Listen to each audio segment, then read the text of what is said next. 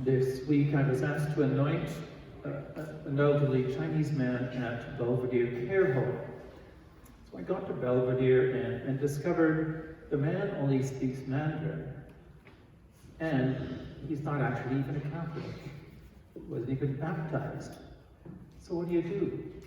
You do what you can do. We knelt down, myself and his daughter, we knelt and we prayed in English, asking that the Lord will take this gentleman as he draws near to his death to glory, that he'll be strengthened as he faces his final days. When we're caring for others, we don't actually always know the impact it is going to make upon them. We can't always tell. We simply do the act with this trust that somehow God can act through our efforts. What we understand when we're caring for others is not actually the act of caring that matters so much as the care that you show, the relationship that somehow you enter into. What is not that important really if you drive them to here or to there or pick up their groceries. It's actually you recognize them and you value them and you take an interest in them so that they know they are precious in God's sight. So they know that God is caring for them. All the little gestures of helping that we can do are not very much, but the concern that we can show for them, the relationship we somehow initiate with them, that's important. That's the kind of thing that changes lives.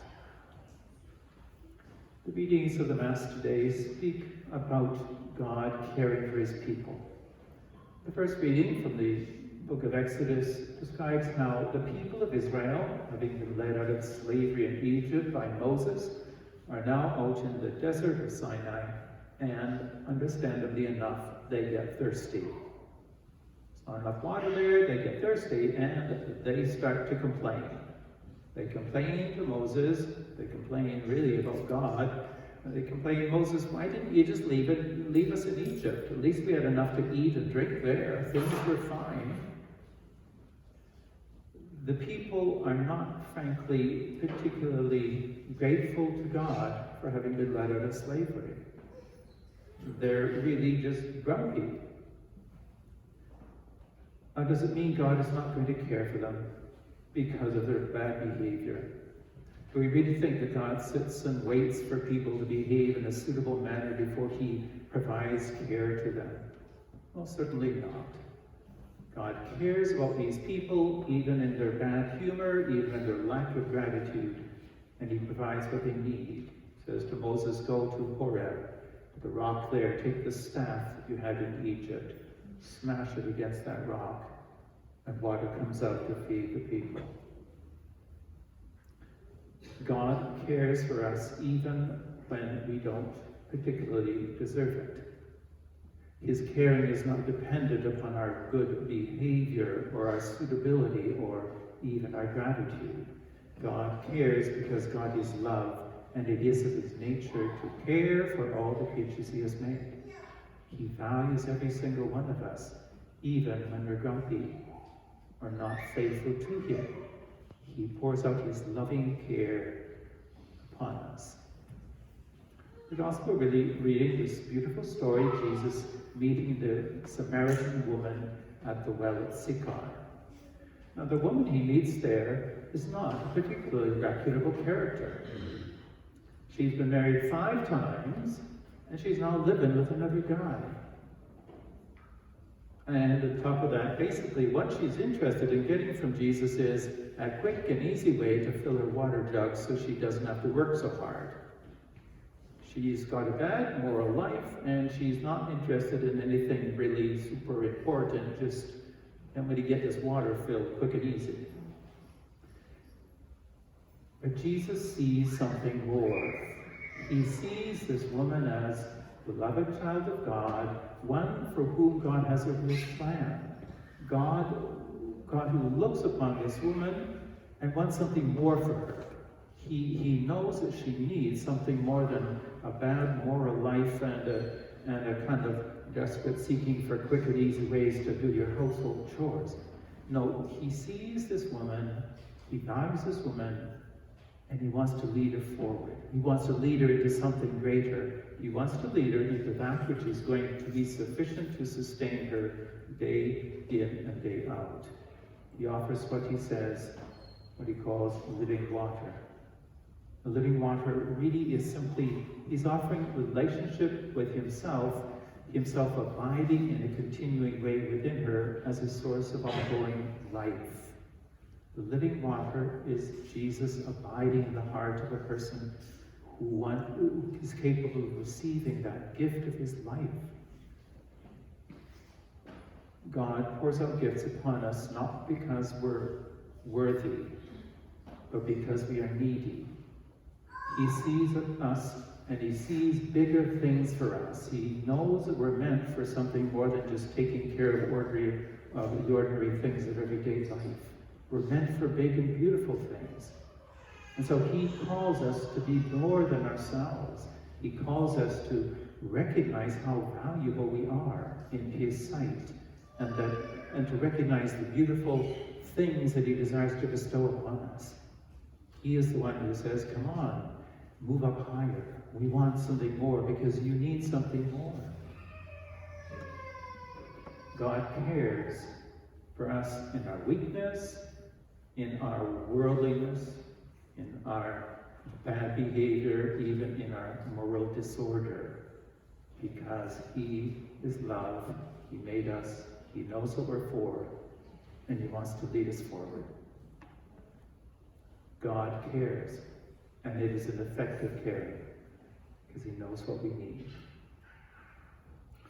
Last couple of weeks in the parish, we've been speaking about the connection between God caring for us and us caring for others. Jesus cares, we care. And so we've offered, Deacon Greg put up a little card here, and it's simply an opportunity for you to be practical about caring.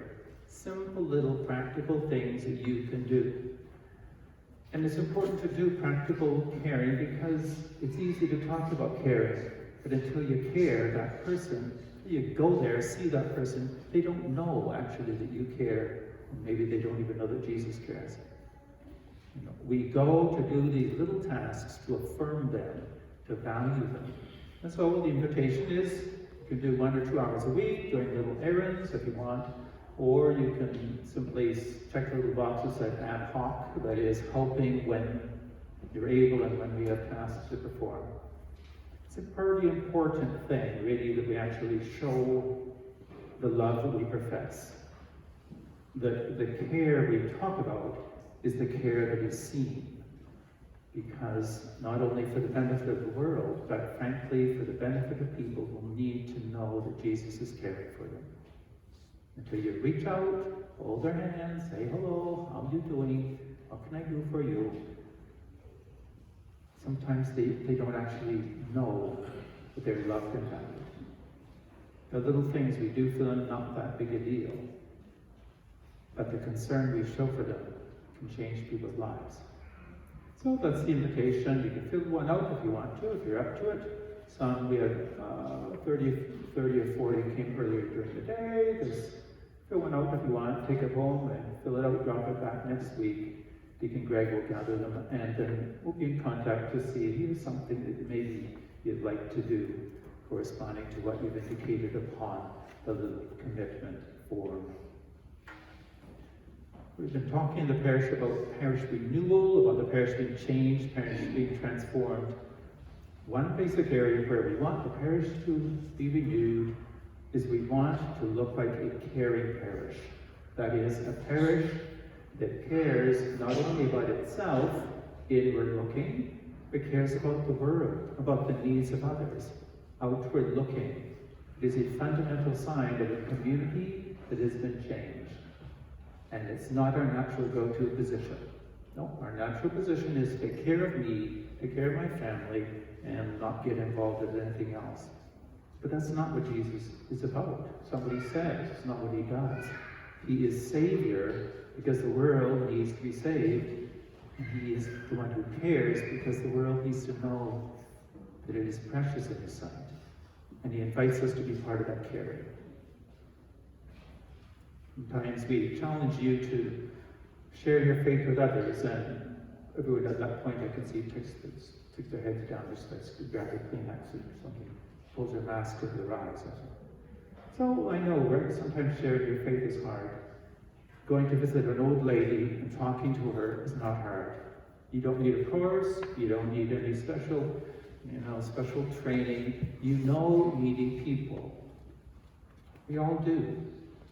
It's not that big a deal for us. It might be a big deal for them. So we need to be very practical in the Christian life. Talking about the faith and not living it is not authentic. And frankly, it's a kind of counterside in the world.